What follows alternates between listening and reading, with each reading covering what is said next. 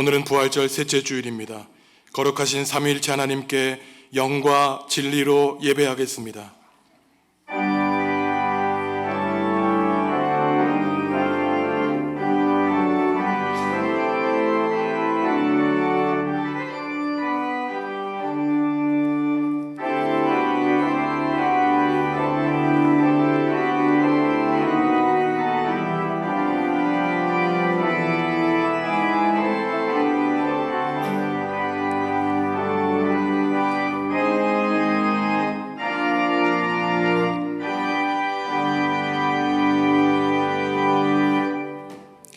하나님, 거룩한 주일에 우리를 예배 자리로 불러주시니 감사합니다.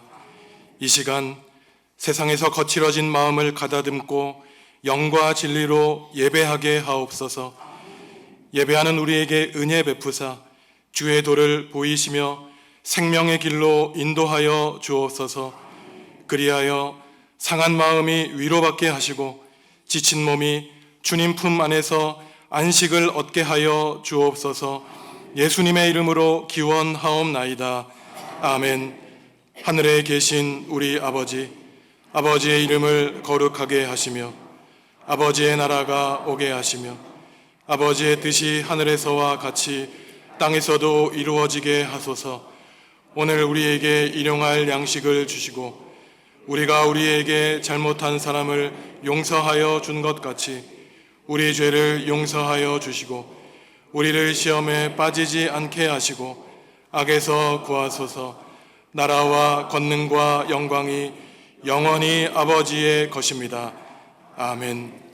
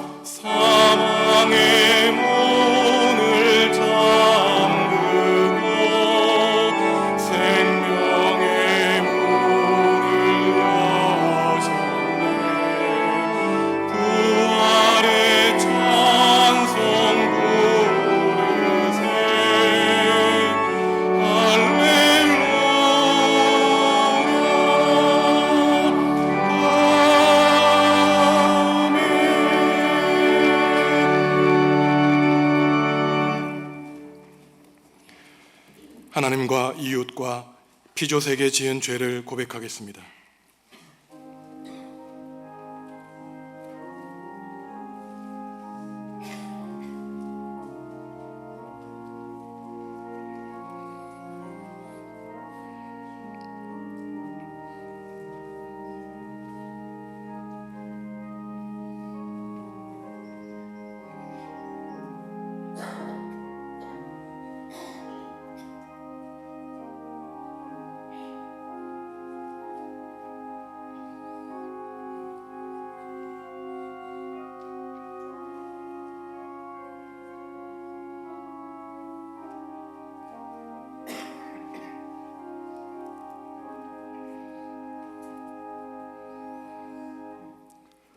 하나님이 우리에게 주시는 용서의 말씀입니다.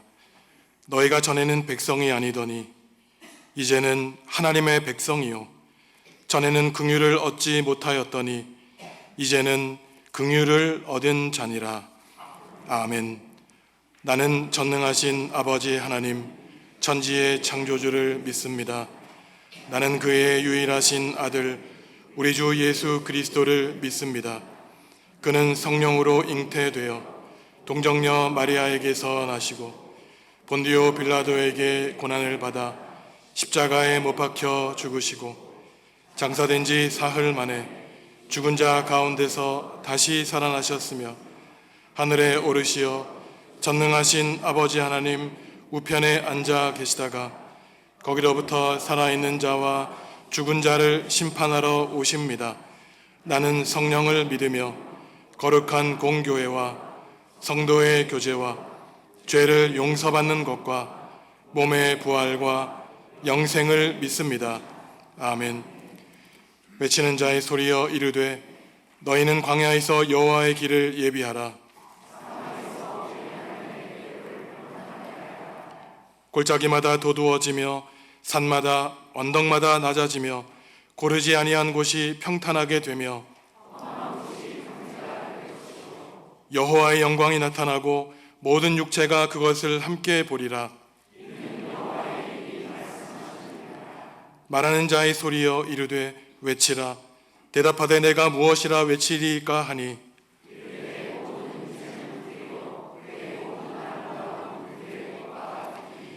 푸른 마르고 꽃이 시들면 여호와의 기운이 그 위에 불미라. 이 백성은 실로 풀이로다.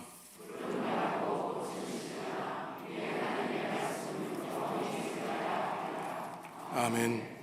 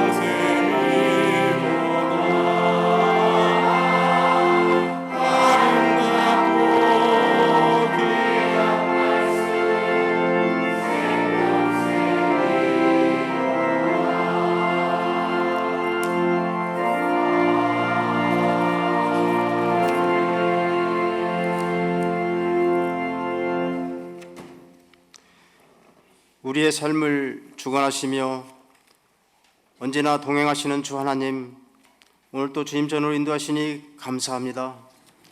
죽을 수밖에 없는 우리 죄인들을 위하여 십자가에서 죽으시고 부활하셔서 영생의 길로 인도하시는 주님의 은혜에 감사하며 하나님이 원하시는 삶을 살아야 함에도 인간된 부족함과 아집으로 죄악된 삶을 고백하오니 용서하여 주시옵소서. 하나님이 창조하신 자연의 섭리는 온 산야에 꽃이 피고 날로 푸르름을 더해가는 아름다운 모습 속에서 하나님의 경이로운 창조의 섭리를 새삼 느낍니다. 세상을 주관하시는 주 하나님, 며칠 전 있었던 우리의 국가적인 행사인 선거를 무사히 마치고 하심을 감사합니다. 선거 결과에서 국민의 뜻이 무엇인지, 국가가 나아갈 길이 무엇인지 유정자들이 잘 직시하고 국민의 뜻을 겸허히 받드는 정권으로 거듭나기를 주님 이끌어 주시옵소서. 평화로운 이 땅 한반도가 될 수 있도록 전쟁의 위험 속에서 지켜주시고 우리의 민족의 앞날을 인도하여 주시옵소서. 이 시간 말씀을 전하시는 김정은 목사님, 먼 길마다 하지 않고 이곳까지 오셔서 말씀을 전하십니다.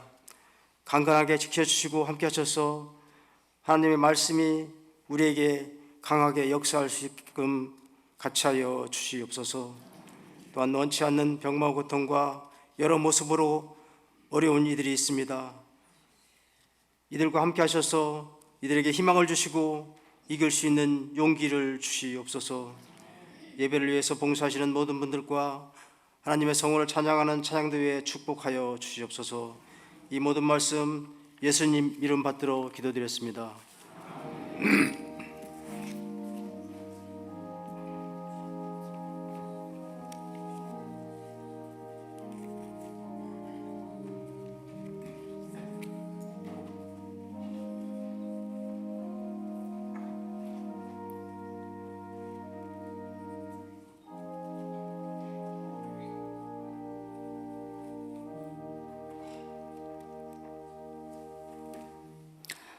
모든 백성이 곧 가서 먹고 마시며 나누어 주고 크게 즐거워하니 이는 그들이 그 읽어 들려준 말을 밝히 알미라.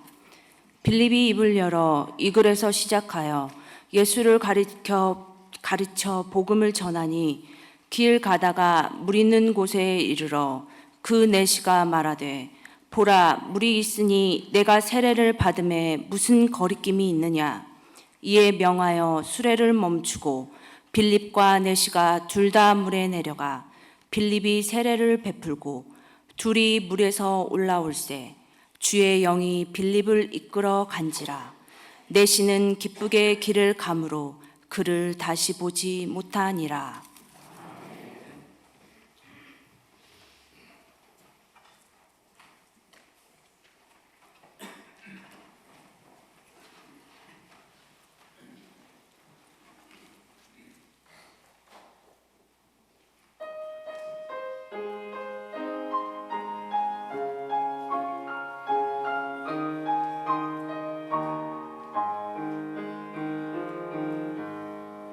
저 높은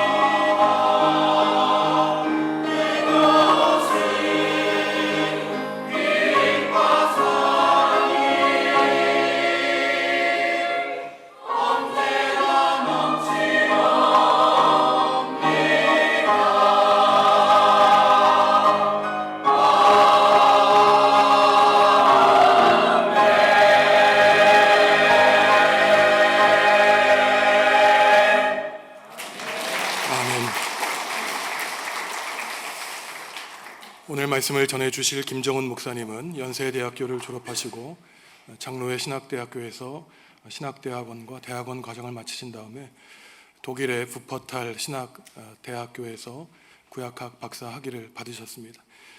지금은 부산 장신대학교에서 교수로 목회자를 양성하는 일에 애쓰고 계십니다. 목사님 나오셔서 말씀을 깨닫는 기쁨이라는 말씀을 전해 주실 때 큰 박수로 환영해 인사드리겠습니다.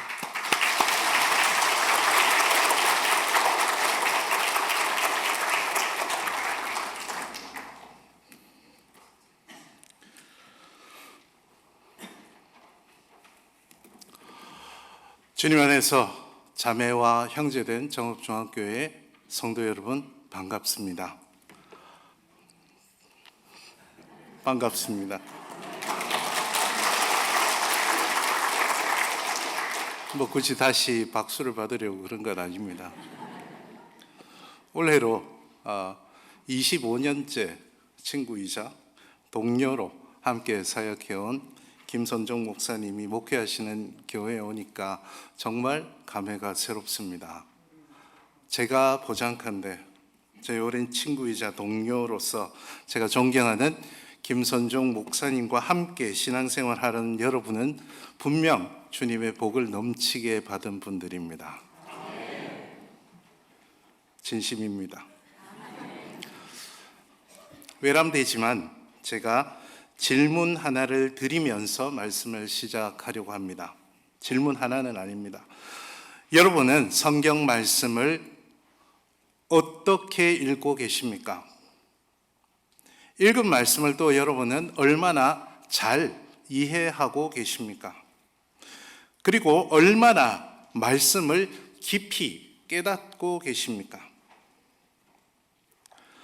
여러분께서는 성경 말씀을 읽다가 때로는 두려움에 떨고 또 때로는 한없는 위로에 들어가고 때로는 기뻐 뛰는 경험을 얼마나 자주 하십니까?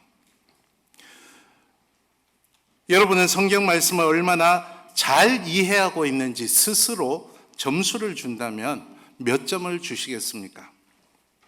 또 깨닫지 못하는 말씀이 있을 때 여러분은 어떻게 해결하고 계십니까? 제가 이렇게 여러분께 몇 가지 질문을 드렸는데요.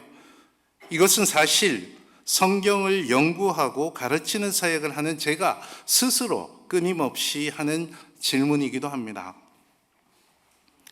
대학교 학부 시절 신학을 부전공하던 때부터 하자면 30여 년 동안 저는 신학을 공부하고 있습니다.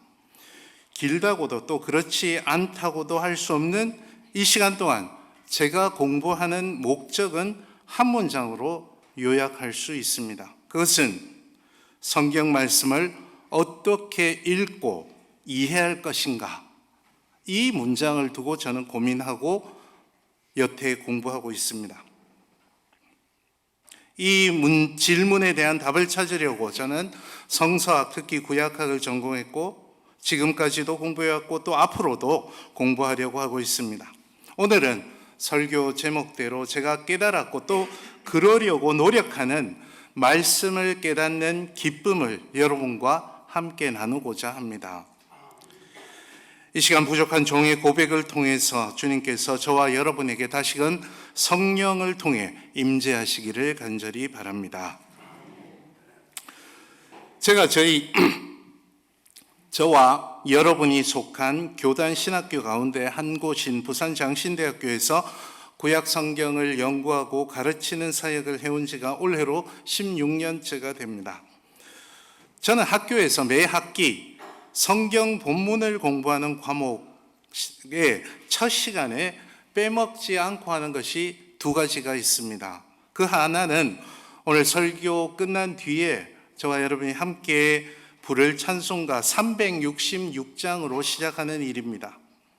저는 말씀을 대하는 이들에게 이 찬송에서 고백하는 것처럼 성령의 조명하심을 기도하는 일이 없다면 우리는 말씀 가운데서 하나님을 만나기가 정말 어렵다고 생각합니다. 이 찬송가와 더불어서 저는 오늘 본문의 두 말씀을 느헤미야서의 본문과 사도행전의 본문을 꼭 학생들과 읽고 서로 나눕니다.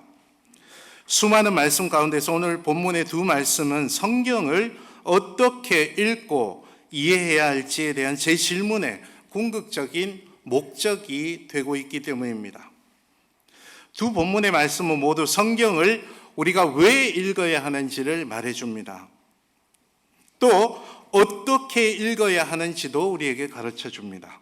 그리고 성경을 읽다가 이해되지 않는 본문이 있는 이유와 그 해결책도 제시해 줍니다. 마지막으로 성경을 읽고 깨달은 뒤에 그 성경을 읽은 사람들에게 어떤 결과로 이어지는지까지 가르쳐 주는 말씀입니다. 두 본문의 이야기를 간단히 한번 살펴보겠습니다. 먼저 느헤미야서의 이야기를 다시 한번 구성해 보면 오늘 12절만 읽었지만 1절부터 있었던 이야기를 다시 구성해 보면 이렇습니다. 때는 페르시아 시대였습니다. 지금부터 약 2500여 년 전이죠. 유다 백성들은 페르시아 제국 이전 바벨론 제국 시대에 기원전 587년에 바벨론 제국의 느부갓네살 왕에게 나라가 망하고 많은 사람들이 바벨로니아로 포로로 끌려갔었죠. 그러다가 기원전 539년에 페르시아 제국의 고레스 2세가 바벨론 제국을 무너뜨린 뒤에 끌려가 있던 유다 백성들은 다시 해방이 되어서 예루살렘으로 돌아왔습니다. 본문은 이 유다 백성들이 예루살렘으로 돌아왔던 그 뒤의 이야기입니다. 그런데 백성들이 예루살렘으로 돌아와 보니 성전도 폐허가 되어 있었고 예루살렘 성벽도 무너진 채 방치되어 있었습니다. 이때 지도자였던 에스라와 느헤미야 그리고 스룹바벨 등은 무너진 예루살렘 성전 재건과 무너진 예루살렘 성벽 재건 그리고 종교개혁 등에 힘썼습니다. 느헤미야 8장은 그 가운데 한 장면입니다. 율법학자였던 에스라는 백성들을 예루살렘으로 물이 드나들던 수문 앞 광장에 한데 모았습니다.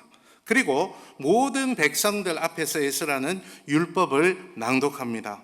그런 뒤에 백성들은 무리무리 흩어져서 레위 사람 선생님들에게서 그 낭독한 율법을 다시 배웠습니다. 그제야 백성들은 소리내어 울기 시작하였습니다. 그러자 레위 선생님들은 백성들에게 울지 말라고 다독이면서 함께 즐겁게 먹을 것을 서로 나누라고 권면하죠. 우린 여기서 느헤미야 8장 12절 오늘 본문 말씀을 함께 읽어보면 좋겠습니다. 모든 백성이 곧 가서 먹고 마시며 나누어 주고 크게 즐거워하니 이는 그들이 읽어 들려준 말을 밝히 알미라. 본문이 떴나요? 다시 한번 읽어볼까요? 시작. 모든 백성이 곧 가서 먹고 마시며 나누어 주고 크게 즐거워하니 이는 그들이 읽어 들려준 말을 밝히 알미라. 아멘. 이어서 사도행전의 이야기를 살펴보겠습니다. 예수께서 승천하시고 성령 강림을 경험한 제자 공동체는 복음을 전파하기 시작했습니다. 그 가운데 사도 빌립과 관련한 이야기가 신약 성경의 본문이죠. 본문에서 에티오피아 고위 관리였던 네시는 초대교회 당시의 정경이었던 구약 성경 가운데서 이사야서의 본문을 읽고 있었습니다. 그는 실로 우리의 질고를 지고 이렇게 시작하는 우리가 잘 아는 이사야 53장의 고난받는 종의 노래였습니다. 그런 에티오피아 네시를 보고 빌립이 묻습니다. 읽는 것을 깨닫고 있습니까? 네시가 대답합니다. 지도해 주는 사람이 없으니 어찌 깨달을 수 있겠습니까? 그러자 빌립이 네시에게 구약 성경이 어떻게 예수 그리스도에게서 이루어졌는지를 차근차근 해석해 줍니다. 35절의 말씀을 제가 읽어드립니다. 빌립이 입을 열어 이 글에서 시작하여 예수를 가르쳐 복음을 전하니, 복음을 전해들은 내시는 그 자리에서 빌립에게 세례를 받는 것으로 이야기가 마무리됩니다. 여기까지가 오늘 느헤미야서 본문과 사도행전 본문의 이야기입니다. 두 본문을 통해서 우리는 가장 먼저 성경을 왜 읽어야 하느냐의 질문을 해볼 수가 있습니다. 먼저 느헤미야서 본문의 경우를 생각해 봅시다. 이 본문은 공동체의 말씀 읽기를 말하고 있습니다. 이들은 오랜 세월 바벨론 포로로 있다가 해방되어서 하나님의 백성으로서 우리가 누구냐, 무엇이 하나님의 백성이냐에 대한 정체성을 확립하려 하고 있었습니다.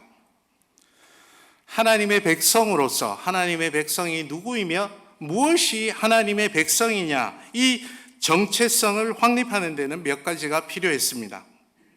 그간 이방의 말과 이방의 풍습에 젖어 살아오던 이 사람들은 뜻하지 않게 하나님을 향한 신앙도 잊은 채 살았을 수 있습니다. 그래서 해방 공동체에게는 정체성과 관련한 개혁이 필요했습니다. 그 개혁의 시작은 말씀이어야 했습니다. 말씀 속에서 하나님의 백성으로서 어떻게 그분께 예배 드려야 하고 또 어떻게 살아야 하는지의 가르침이 들어있기 때문에 정체성 확립을 위해서는 말씀을 통한 개혁이 필요했던 것입니다. 오늘 우리도 마찬가지 아니겠습니까? 우리 일상의 삶도 자칫 하나님을 섬기는 신앙과 멀어져 가려는 경향 가운데서 살아가기에 십상입니다. 하나님의 교회 공동체로서 우리의 정체성, 그리스도인으로서 우리가 누구인지는 오로지 말씀으로만 가능합니다. 그래서 우리 공동체는 느헤미야의 공동체처럼 말씀을 더불어 한데 모여서 함께 읽는 데서 우리 스스로 우리 자신의 정체성을 찾아야 합니다. 개인 신앙의 경우는 사도행전의 본문이 말해줍니다. 에티오피아 내시는 예수 그리스도의 복음을 접했습니다. 그리고 그 감격을 유지하고 신앙의 깊이를 더하기 위해서 성경을 계속 읽어 나갔습니다. 오늘 우리도 모두 예수님을 만나고 복음의 감격에 젖은 경험을 가지고 있을 것입니다. 그런데 그 감격만으로는 신앙이 오래가지 않고 신앙이 더 깊어지기가 쉽지 않습니다. 오로지 말씀을 통해서만 깊고 변함없는 신앙의 세계를 경험할 수 있습니다. 그래서 우리는 말씀을 읽어야 합니다. 공동체이건 우리 개인이건 말씀 가운데서 우리를 하나님 앞에 세우고 찾아야 하기 때문입니다. 그런데 또 한 가지 질문이 생깁니다. 정말 실제적인 질문입니다. 말씀을 읽어야 하는 건 누구나 잘 알고 있습니다.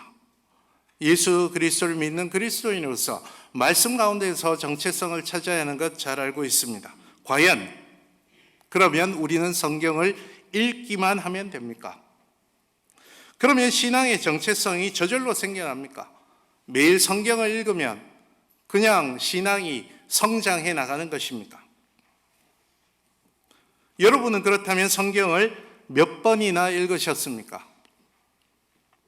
어떤 분들은 적어도 자기 나이만큼은 성경을 통독해야 된다고 말합니다. 과연 여러분의 나이만큼 성경을 통독하셨습니까? 하셨을 수도 있습니다. 나이보다 더 많이 하셨을 수도 있습니다. 그러면 읽기만 하면 신앙이 늘어납니까? 깊어집니까? 느헤미야서 본문에서 공동체는 오전 내내, 오늘 읽진 않았지만 오전 내내 에스라가 자기네 앞에서 낭독하는 율법의 말씀을 들었습니다. 그렇지만 오전 내내 아무런 반응이 없었습니다. 왜 그랬을까요? 또 사도행전 본문에서 이사야서의 본문을 읽고 있던 에티오피아 내시는 읽고는 있었지만 무슨 내용인지 알지 못했습니다. 왜 그랬을까요? 이 두 이야기에서 우리가 성경을 읽으면서 곧바로 깨닫지 못하는 내용이 많은 근본적인 까닭이 들어 있습니다. 먼저 느헤미야의 이야기부터 봅시다. 구약 성경은 원래 히브리 말로 기록되어 있습니다.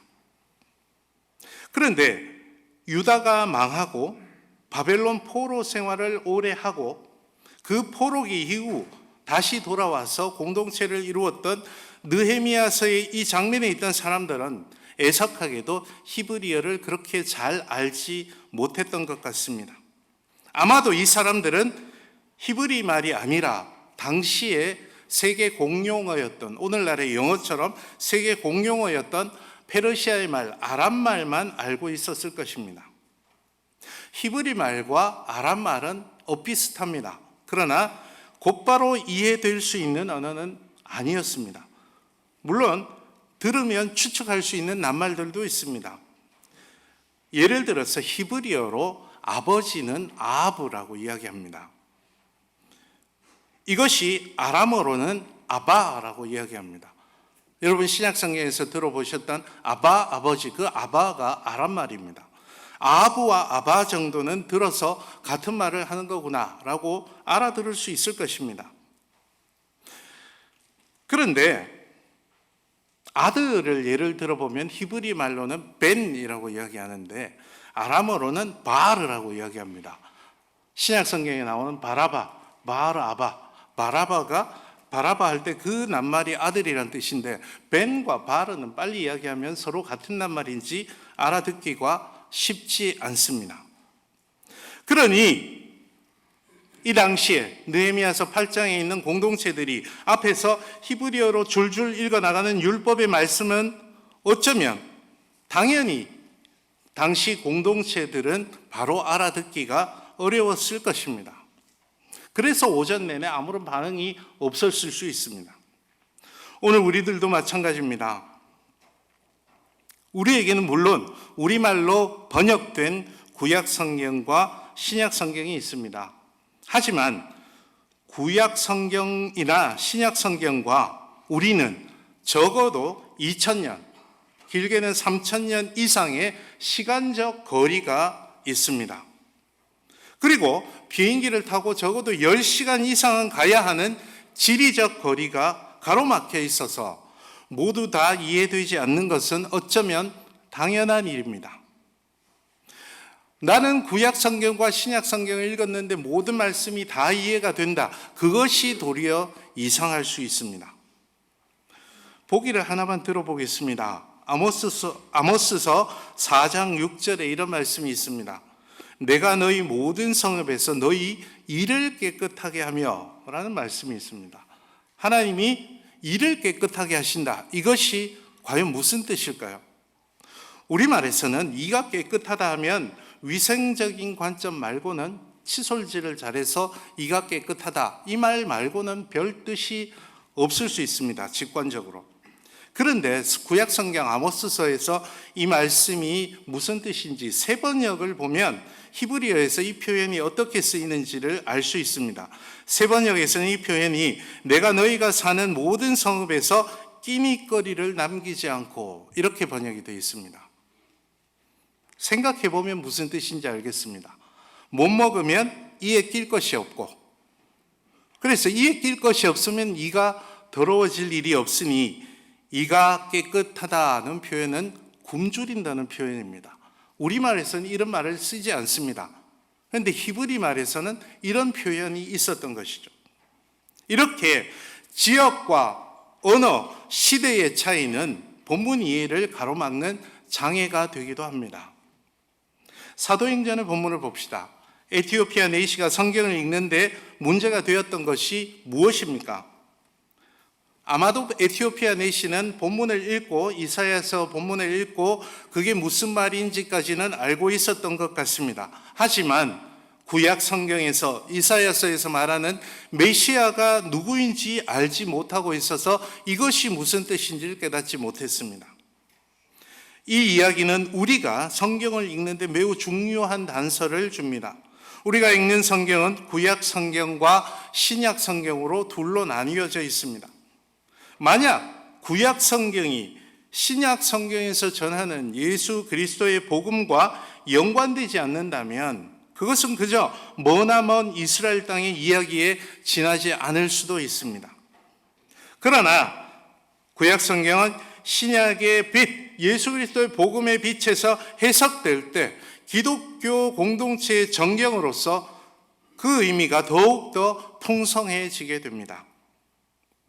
그러니 우리가 성경을 읽고 이해하는데 어려움을 느끼는 데는 이렇게 두 가지 까닭이 있다고 할 수 있습니다. 먼저는 성경의 언어와 풍습 그리고 역사에 대한 이해의 부족이 있을 수 있고, 그 다음으로는 구약 성경과 신약 성경의 연속성에 대한 이해가 부족하기 때문에 깨닫지 못할 수 있습니다. 이제 그에 따른 질문을 한번 해봅시다. 그러면 어떻게 해야 합니까? 구약 성경과 신약 성경 말씀에서 우리가 깨닫지 못하는 것들이 있을 수 있다. 그러면 어떻게 해야 합니까? 성경이 잘 이해되지 않을 때 어떻게 해야 합니까? 그리고 여러분은 어떻게 하십니까? 답은 의외로 간단합니다. 오늘 두 본문에서 그 답을 말해주고 있습니다. 느헤미야서의 경우를 봅시다. 제가 말씀드린 대로 에스라가 오전에 앞에서 읽은 율법의 말씀, 성경의 말씀을 공동체는 제대로 이해하지 못하고 있었던 것 같습니다. 그때 성경이 기록된 언어인 히브리어와 당시 사람들이 쓰는 아람어를 모두 다 잘 알고 있던 레위 선생님들이 나타납니다. 이 레위 선생님들이 그 말씀을 백성들에게 해석해 주었습니다. 느헤미야서 8장 7절과 8절 말씀을 제가 읽어봅니다.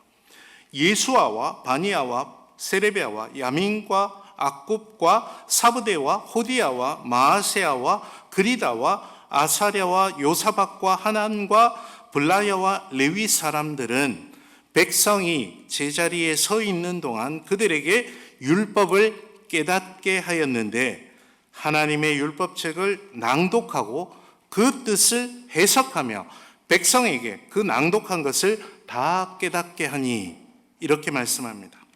여기서 7절에서 쓰인 깨닫게 하였는데는 좀 광범위한 의미입니다. 그 과정, 깨닫게 하는 과정이 어땠느냐를 8절에서 단계적으로 풀어서 이야기합니다.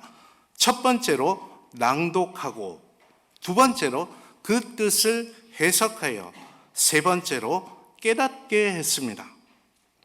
이 낭독하고 해석하여 깨닫게 했다, 이 말씀은 성경을 번역하는 데서부터 공동체의 현실을 향한 해석, 적용까지의 과정을 모두 아우르는 단계입니다. 한마디로 선생님을 중심으로 함께 말씀을 공부했다는 것입니다. 에티오피아 내시의 경우도 마찬가지입니다. 에티오피아 내시가 이사야서 본문을 깨닫는 데는 예수 그리스도의 사역과 십자가와 부활 그리고 승천을 몸소 경험했던 빌립이 풀어준 해석이 결정적인 몫을 해주었습니다. 여기서 우리는 이해되지 않는 말씀, 무슨 뜻인지 모르겠는 말씀을 깨닫는 가장 중요한 방법을 배웁니다. 여러분이 아무리 혼자서 수백 번 성경을 통독하더라도 깨달을 수 없는 내용들이 성경에는 분명히 있습니다. 깨달을 수 없는 것을 혼자서 억지로 풀어가다 보면 이단이 됩니다. 지금 나타나고 있는 이단들 다 이렇게 해서 나타나는 것들입니다. 그런 것들을 그냥 놔두면 결국 말씀을 깨닫는 기쁨을 더 누릴 기회를 잃게 될 뿐 아니라 잘못된 길로 빠져들 수도 있는 것입니다. 교회 공동체에서 성경을 함께 읽고 함께 고민하고 잘 모르는 것들을 질문하고 그 문제를 풀어가며 해결해 나가는 것, 이것이 정말 중요하다는 것입니다. 오늘날 한국교회에서 성경에 대해서 질문하고 그 질문을 해결해 나가는 과정들이 너무 보기 어렵다는 점이 안타까운 현실입니다. 이 시간 함께 반성해 봅시다.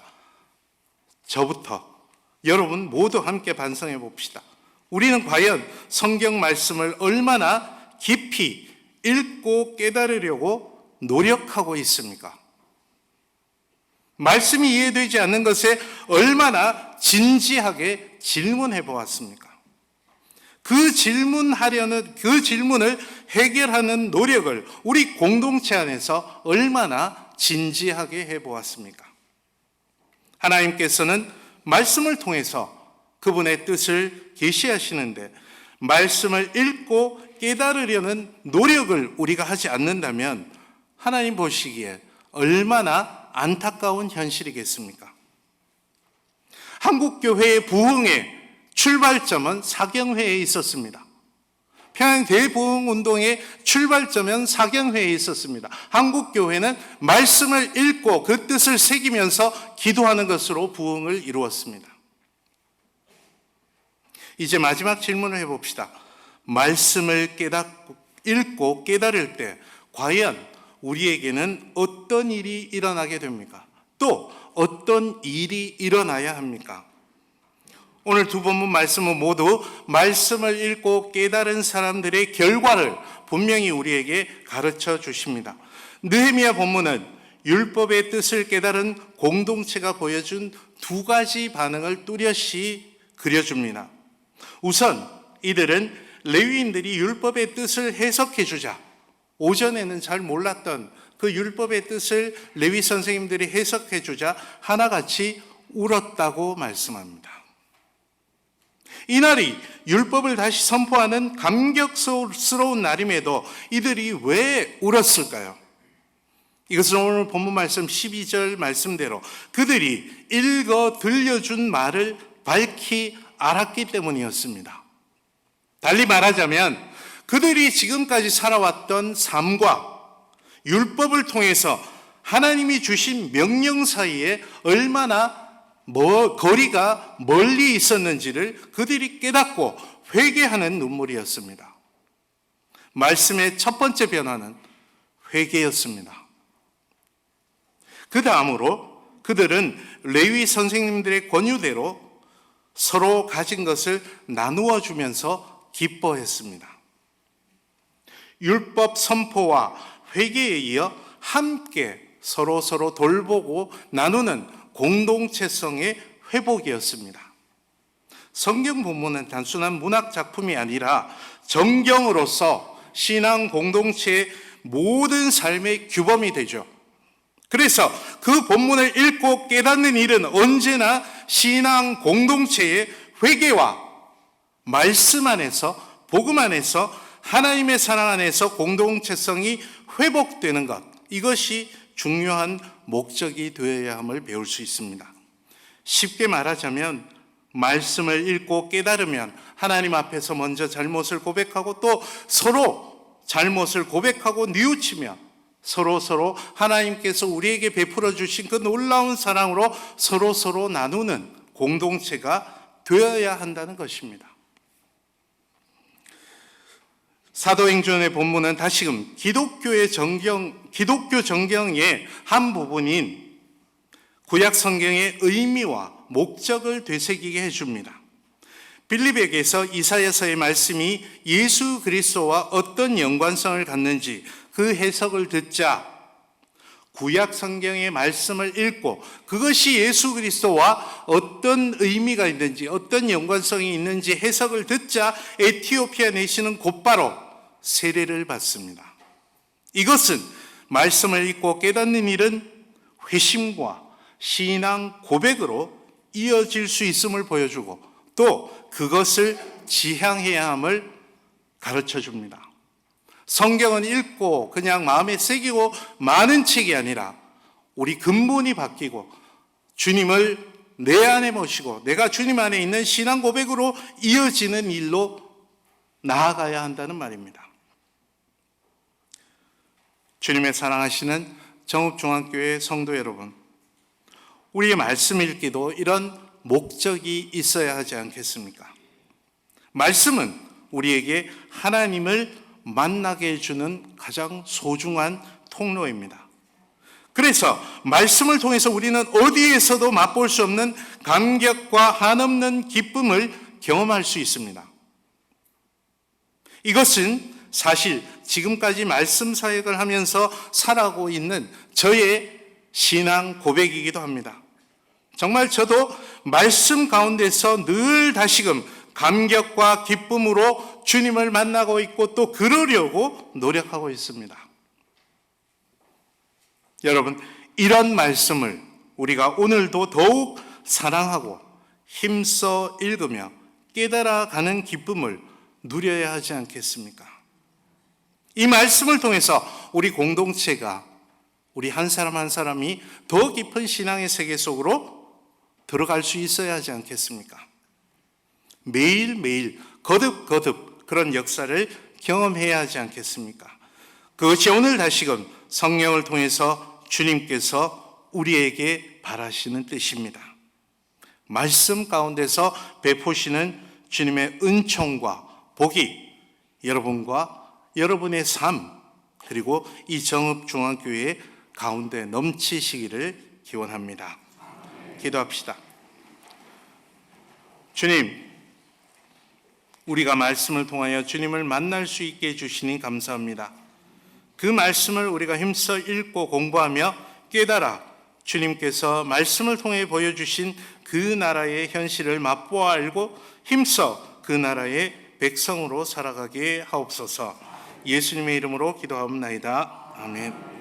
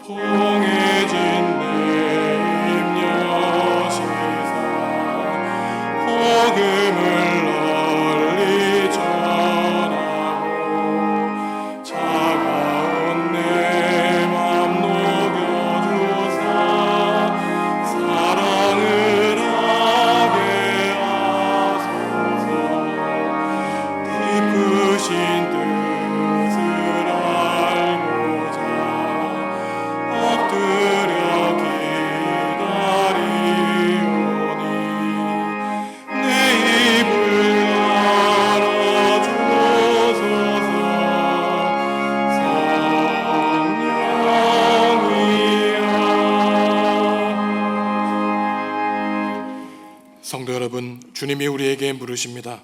내가 누구를 보낼까? 누가 우리를 대신하여 갈 것인가?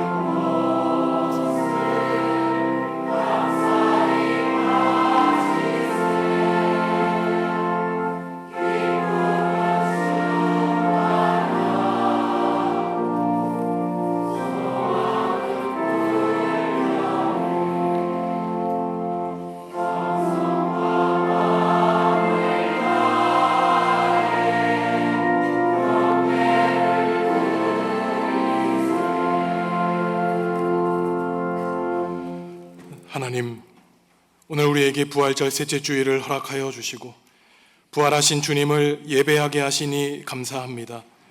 때로 삶에 불어닥치는 어려움 속에서도 십자가의 순환과 죽음을 이겨내고 부활하신 주님을 바라보게 하셔서 우리도 부활하고 승리하는 삶을 살게 하여 주시옵소서.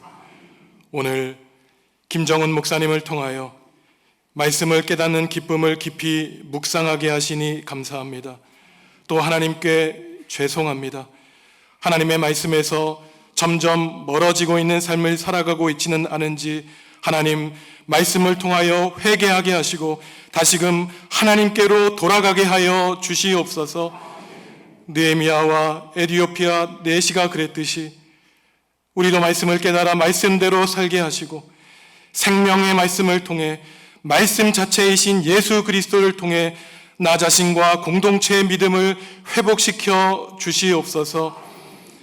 목회자를 양성하기 위하여 애쓰시는 김정은 목사님에게 지혜와 건강 주시고 섬기는 가정과 교회와 부산장신대학교에 하늘의 큰 은혜 베풀어 주시옵소서.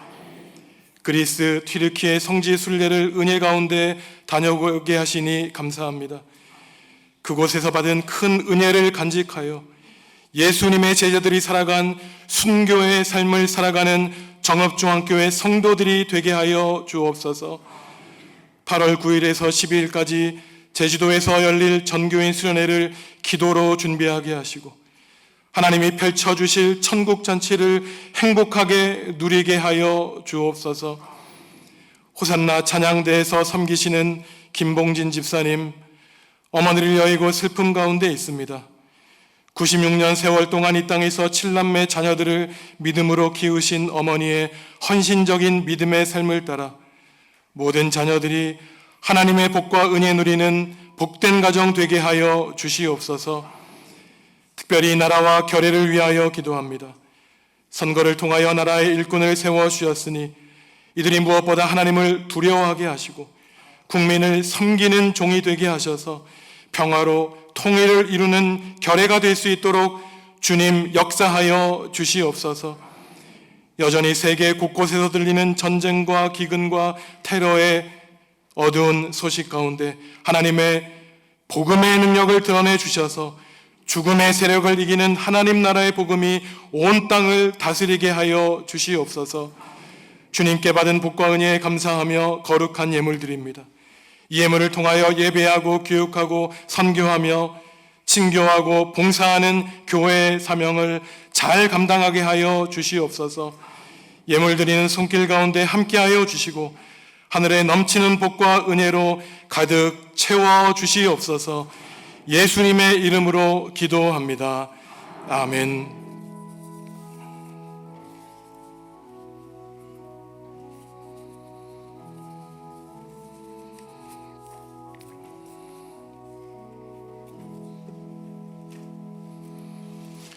주님의 평화가 성도 여러분과 함께 하시기를 바랍니다.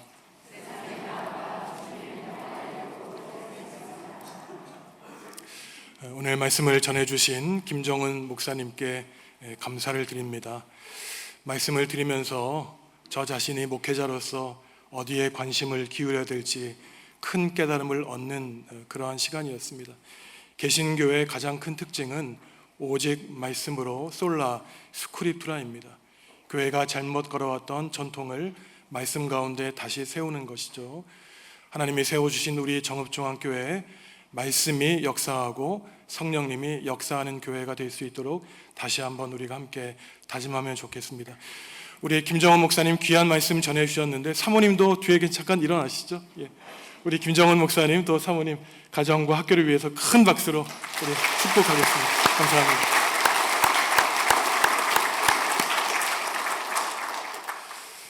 그리스 튀르키예 선교 성지 순례를 다녀오면서 제가 깨달았던 것은 앞으로 8월 9일부터 12일까지 있을 전교인 수련회를 무엇보다 기도로 준비해야 되겠다는 깨달음을 얻게 되었습니다.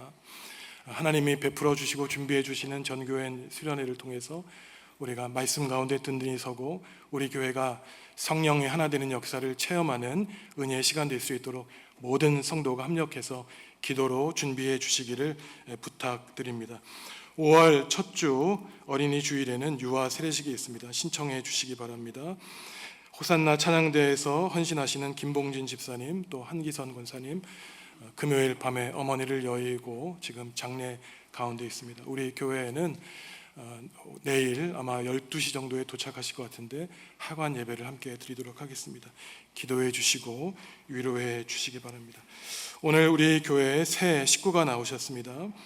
오정용 성도님, 2층에 구찬영 성도님 계신데 잠깐 자리에서 일어나시죠. 우리가 함께 찬양하고 제가 축복 기도하겠습니다. 함께 찬양하겠습니다.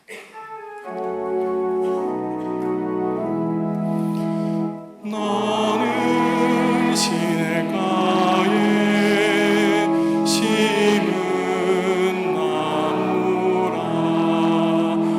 하나님의 사랑 안에 믿음 뿌리 내리고 주의 뜻대로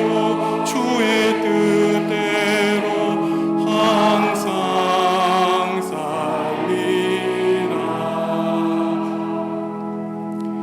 하나님 감사합니다. 하나님의 뜻과 계획이 있으셔서 주님이 친히 세워주신 우리 정읍중앙교회 오정용, 구찬영 성도를 보내주시니 감사합니다. 우리는 그들의 삶이 어떠했는지 아무것도 모르오나 주님은 다 아십니다. 하나님, 이들을 천하보다 사랑해 주신다고 말씀하여 주셨사오니 이들의 삶을 붙들어 주시고 천국의 복과 은혜로 가득 채워 주시옵소서. 주님의 몸된 우리 정읍중앙교회에서 함께 믿음의 순례길을 걸어갈 때에 이들의 삶의 고통과 어려움이 닥칠지라도 우리가 함께 십자가만 바라보며 이겨나가는 믿음의 벗이 될 수 있도록 주님, 이들의 삶과 가정과 일터 가운데 하늘의 크신 복과 은혜 내려 주시옵소서. 주님이 우리를 한 형제 자매 삼아 주셨사오니 우리가 오직 하나님 나라를 바라보며 천국을 향해 나아가는 거룩한 성도 될 수 있도록 주님, 우리를 하나 되게 하여 주시옵소서. 예수님의 이름으로 축복하며 기도하옵나이다. 아멘. 큰 박수로 환영하겠습니다.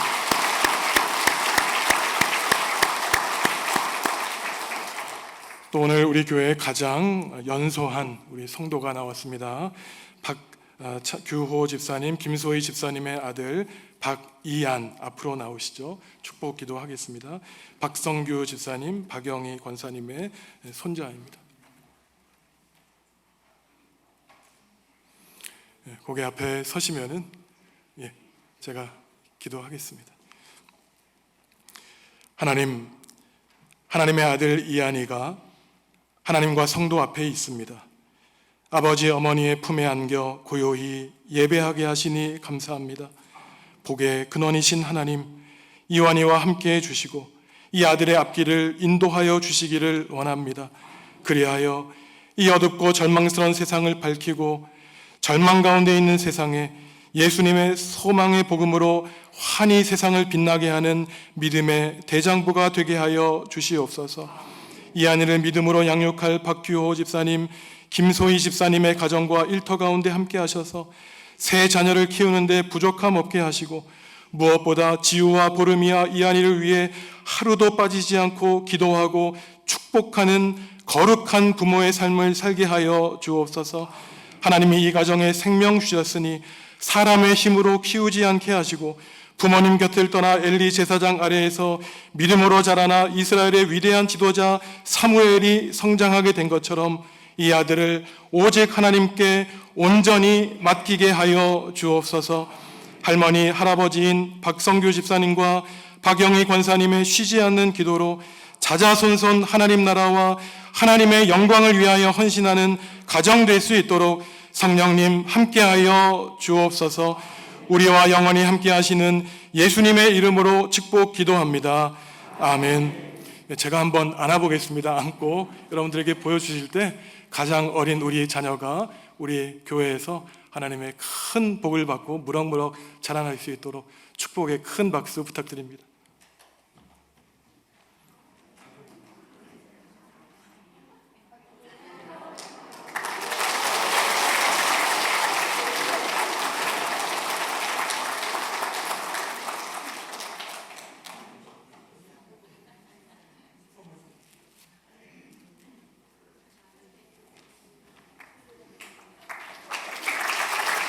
축복합니다.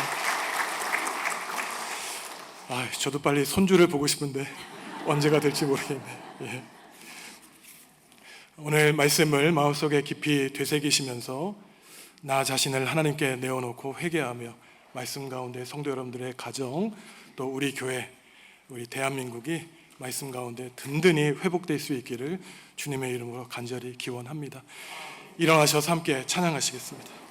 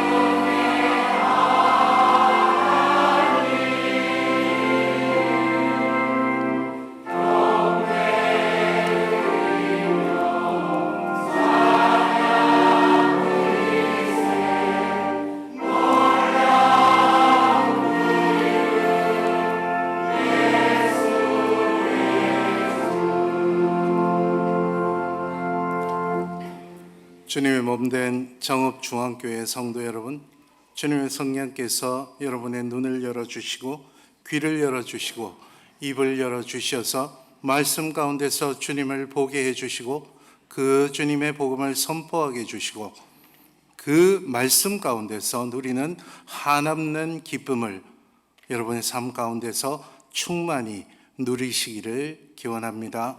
기도하십시다.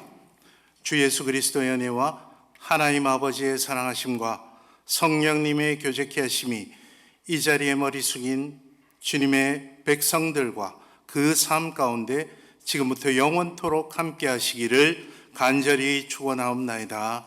아멘.